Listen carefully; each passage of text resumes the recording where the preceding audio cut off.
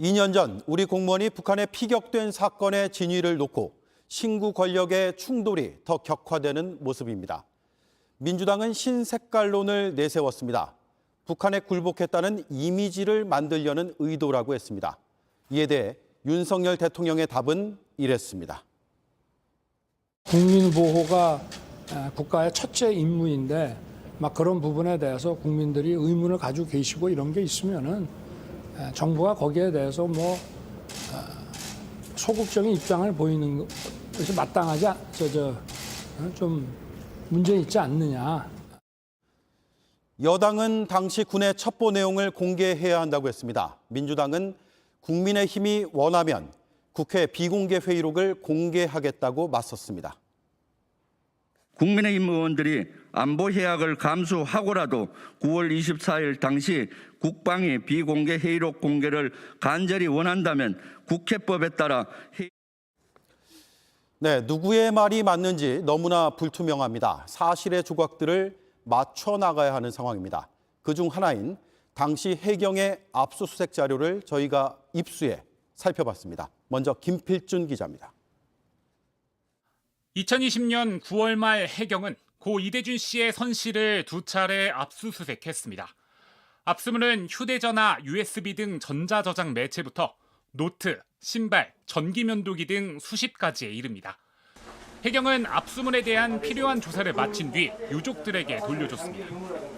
JTBC 취재진은 유족 측 협조를 얻어 해당 압수물 전체를 입수했습니다. 먼저 이 씨가 가장 많이 사용한 외장 하드입니다. 450기가 중 400기가 정도를 사용했는데 10년간 일을 하며 모아둔 업무 자료가 전부입니다. 가장 최근에 작성한 파일도 어업 단속 관련 내용입니다. 다른 내용이 있을까 검색도 해봤습니다. 북한으로 했을 때 없네요. 김정은도 없고 또 뭘 볼까요? 평양? 월북이나 주체사상 등 북한 관련 검색어로는 나오는 게 없었습니다. 3개의 USB도 모두 확인해봤습니다. 일단 USB 2개엔 업무 내용만 들어있습니다. 세월호 사건 때 수색 업무를 한 내용이나 세월호 관련 성금을 냈다는 기록도 있습니다. 아마 같은 배에서 근무하면서 이제 해당 사고가 났으니까 이렇게 좀 한 것 같습니다. 같이. 나머지 1개의 USB에는 가족 사진만 들어있습니다. 주로 자녀의 어린 시절 사진들입니다. 3개의 USB에도 월북 정황을 확인할 수 있는 자료는 없었습니다. 압수물엔 3대의 휴대전화도 있었는데 비밀번호가 걸려 있어 취재진이 직접 열람하지 못했습니다. 다만 수사 당시 해경은 포렌식 작업으로 휴대전화를 조사했지만 직접적인 월북 동기는 없었다고 밝힌 바 있습니다. 앞서 유족 측 변호사도 자체적으로 저장 매책 속 모든 파일을 하나하나 확인해봤으나 월북 관련 내용은 없었다고 밝혔습니다. 제가 샅샅이 찾았습니다. 찾아봤는데 아까 전에 이제 USB도 3개고 외장 하드에도 하나 더 있고 월북이라는 얘기는 전혀 없었습니다.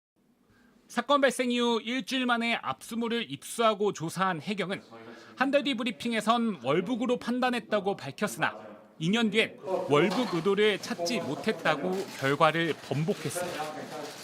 JTBC 김필준입니다. 저희는 고 이대준 씨의 수첩과 개인 물품도 확인해봤습니다.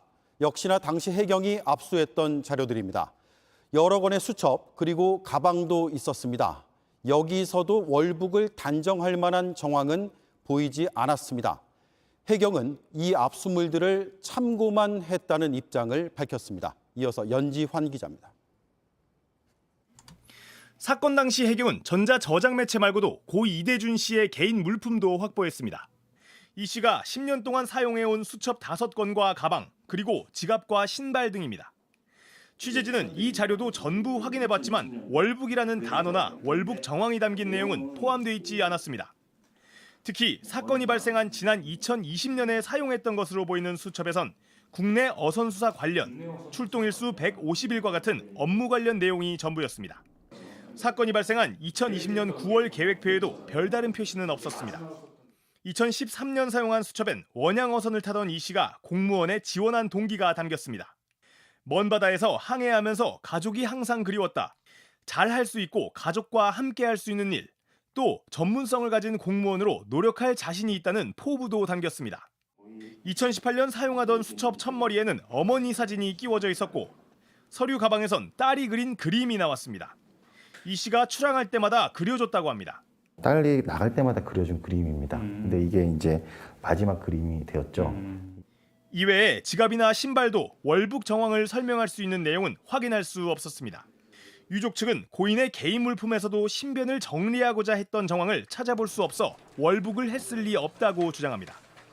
가족들 떠나서 이제 북한에서 살겠다. 그런 이제 내용들이 뭔가 있는지 제가 샅샅이 찾았습니다. 오히려 가족을 많이 사랑하고 있구나라는 마음을 많이. 당시 압수물에 월북 정황이 없다는 유족 측 입장에 대해 해경은 증거물은 참고로 활용했다고 밝혔습니다. 또 당시엔 국방부 자료에 근거해 월북 정황이 있다고 중간 수사 결과를 낸 것이라며 현재로선 월북을 단정할 근거는 없다는 게 해경의 공식 입장이라고 했습니다. JTBC 연지환입니다.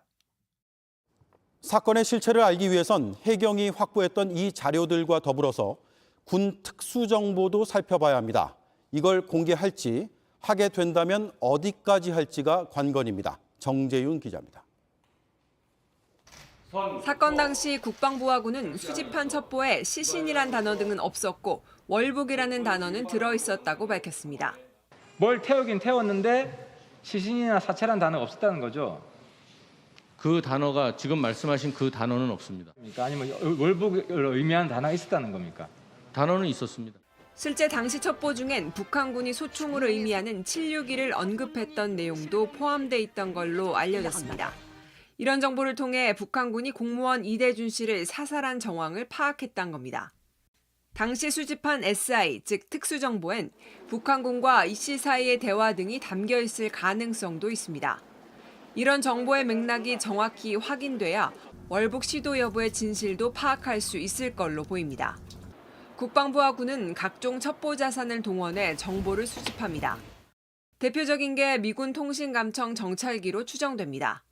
약 500km 범위 안에선 전자 통신 정보를 탐지할 수 있습니다.